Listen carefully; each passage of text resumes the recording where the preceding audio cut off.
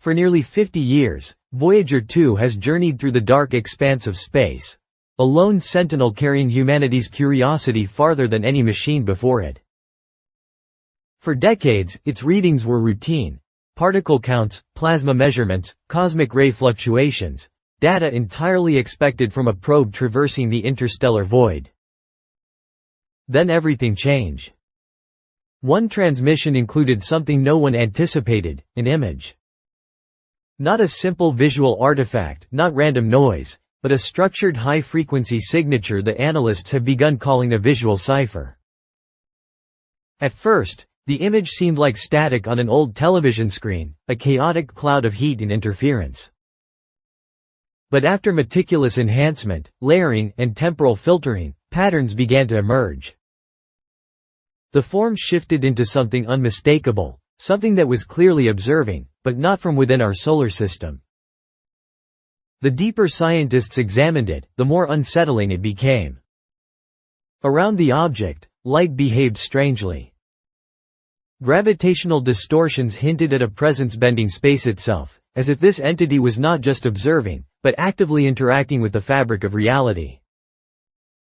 Simultaneously, Voyager recorded a spike in radiation, a brief destabilization of its systems, and a subtle orientation shift, as though something far away had reached out and touched it. The image itself was unlike anything NASA had ever encountered. Rather than a single frame, it was composed of multiple overlapping impressions, each capturing the object at different moments in time. Analysis of the metadata revealed that the image defied linear chronology.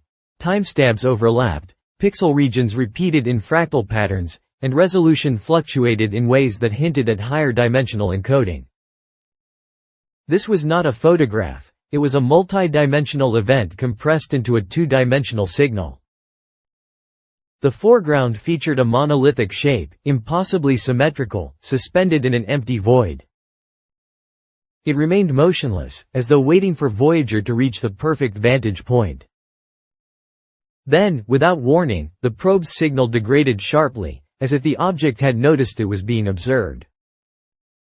Alongside the image, Voyager's instruments recorded an inexplicable rise in plasma density. At the edge of the heliopause, where solar influence wanes, plasma should be nearly non-existent. Instead, a dense wall of charged particles appeared, 10 times denser than any previously observed. Even more striking, this plasma was intensely hot, not naturally so, but artificially, contained and controlled. It was as if a barrier had been created, not to protect from the outside, but to contain something within. Voyager detected this pulse of energy as it surged toward the probe, only to vanish inches from impact, a phenomenon defying known physics, a reaction from the void itself. Following the image, binary telemetry logs revealed patterns initially dismissed as corrupted data. Yet when examined through pattern recognition algorithms, they resolved into complex, self-replicating geometric formations. Analysts initially assumed compression artifacts, until a mathematician noticed the resemblance to biological structures, deep-sea organisms, cephalopod nervous systems, and coral growth patterns.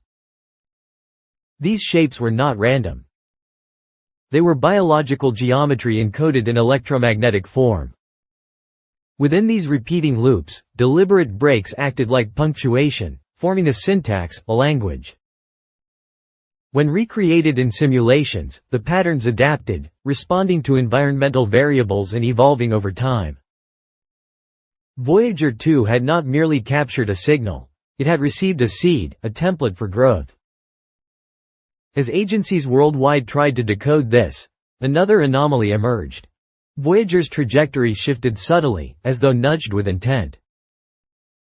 Far from any gravitational influence, its orientation adjusted by 3.2 degrees, enough to realign its high-gain antenna toward an uncharted region. A second image followed, this one simpler, an expanding ring of light surrounding the monolithic shape, growing with each data burst. Though NASA cut live feeds and scrubbed public databases, a few private observatories captured faint echoes. Remarkably, the object had begun emitting its own signal, a frequency mirroring Voyager's golden record, but this time originating not from Earth, but directed at Earth. The message was unmistakable. Not human, not artificial, yet somehow familiar, like an echo embedded in the cosmic memory of our species. As experts studied the expanding rain, gravitational lensing was observed, but from no visible source. Space surrounding Voyager seemed warped, curving in impossible, non-Euclidean ways. Simulations suggested engineered distortions, corridors, and hidden passages through dimensions. The anomaly did not pull Voyager in, it followed it, mirroring its position across unseen planes, as if something was stalking just beneath reality itself, revealed only because Voyager passed through its path. Even more disturbing, Voyager began responding to its own signals. Binary pulses returned in real time, altered in amplitude, timing, and tone. Initially delayed by 12 hours, the feedback gradually shortened until the response arrived before the original transmission had even been sent. Chronologically impossible, these readings suggested synchronization with a system outside conventional time. With access granted to civilian cryptographers, the original image logs revealed further terror. Embedded within the visual data was a structure of code so recursive it resembled quantum entanglement encryption. Attempts to analyze it triggered system malfunctions, crashes, and in one case, hardware failure. It was as if the signal was alive, resisting interpretation. Analysts began to wonder, what if this data was never meant to be read? Surrounding the harmonic waveform captured by Voyager 2 was a spiral of prime numbers, carefully arranged in groups of 3. Some researchers interpreted this as pure mathematics, while others sensed ritualistic significance. However, one linguist at the SETI Institute was straightforward. This was not a greeting but a warning. It served as an algorithmic lock, indicating something was imminent, and he faced a choice: to respond or to escape. As Voyager continued its solitary journey, it transmitted fragments no one dared fully analyze. Among these, one message resonated more than the others. You have been observed. International observatories were discreetly assigned the task of scanning the coordinates toward which Voyager had subtly shifted. Unexpectedly, a high-sensitivity interferometer in Australia detected a massive, invisible object. It emitted no light, heat, or radiation, yet its gravitational signature was unmistakable. Oddly, its movement seemed to rely on observation. It accelerated when not being examined, but slowed when sensors focused on it. This phenomenon aligned with theoretical models of observer-dependent quantum constructs, hypothetical entities that exist only when conscious beings observe them.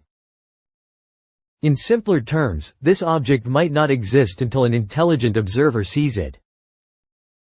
Thanks to Voyager, it had awakened and was now watching back. NASA's Jet Propulsion Laboratory received what seemed to be a routine telemetry dump from Voyager 2's subsystems. Cross-referencing prior logs revealed a chilling discovery. The probe's hardware exhibited organic-like patterns in its electromagnetic emissions. These were not mere errors or interference. They echoed the biomimetic geometries coded in the signals Voyager had received. Engineers began to express their fears that the probe could be compromised or manipulated. It was no longer just a machine transmitting data. It was learning, adapting, and evolving. One technician remarked, "It's learning to think."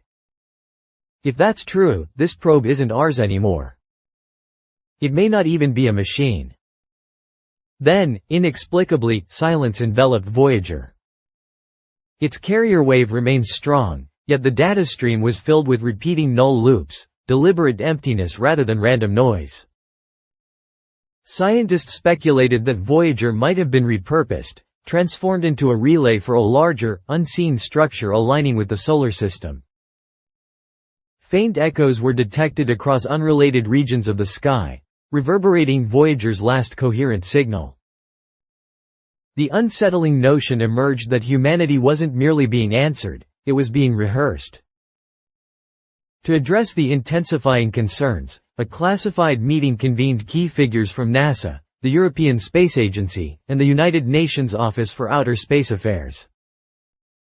During this summit, a previously suppressed file from 1982 was declassified. The Voyager Event Log Alpha 01.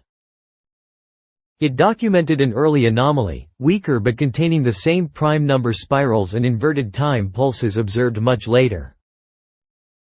A redacted line was now visible. If the signal repeats in future cycles, initiate Protocol 9, planetary alert and object deflection measures.